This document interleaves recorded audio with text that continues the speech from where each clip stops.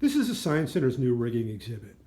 And the premise here is that a friend of the Science Center is designing a new boat, and he's selected his mainsail, he's selected his mast, but he's come to us for some advice on how to rig it.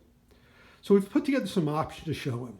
And the first option shown here is a freestanding rig.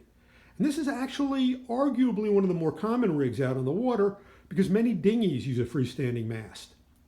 And this is also not limited to small boats. There are a number of boats out on the bay up to 65 feet in length from a company called Wiley Cat that use a freestanding mast very successfully. But one of the issues is that for that to work, the mast, especially down here near the base, has to be very stiff. And that typically means the diameter is relatively large and you're using a high strength material like carbon fiber. Well, our friend's mast is actually relatively small in diameter, so I don't think this freestanding approach is going to work, but we can check that out. We'll bring in our wind source here, and we'll turn it up to, well, let's say about 7. And we can see as the wind strength picks up, the mast tip is bending over considerably. So yeah, I don't think that's going to work for our friend. Another option is shown here.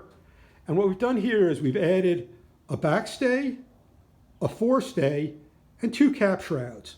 And the cap shrouds run from the deck up to the mast tip. And this arrangement should be good in terms of keeping the masthead from falling off in a breeze, but I think there's a big problem here. And that is when the wind comes up, the wind is going to generate a lateral load in the mast, and as the tip tries to move over and the cap shroud restrains it, the tension in the cap shroud is going to result in a vertical load in the mast. And that's exacerbated by the fact that in this setup, the angle between the cap shroud and the mast is very tight. And what's going to happen with this mast, like with all columns that are loaded up both in compression and in lateral load, is that they're prone to buckling. And I think that's what's going to happen. Let's bring our wind source over. We'll turn it up.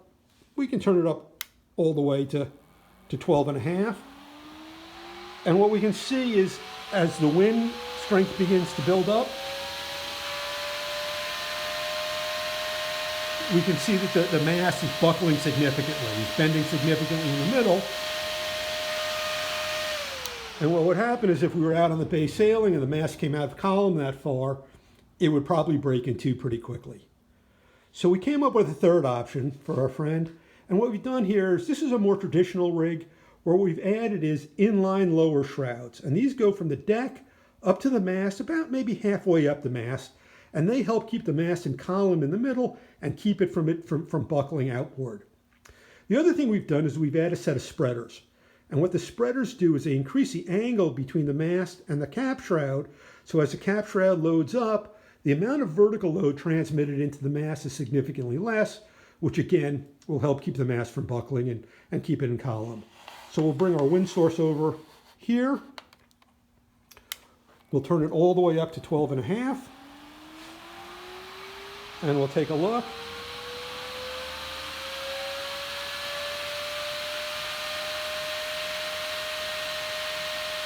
And even at maximum wind strength, the mast is staying straight, just like we'd like it. So there we go. Those are the 3 options, and this is the option we're suggesting to our friend.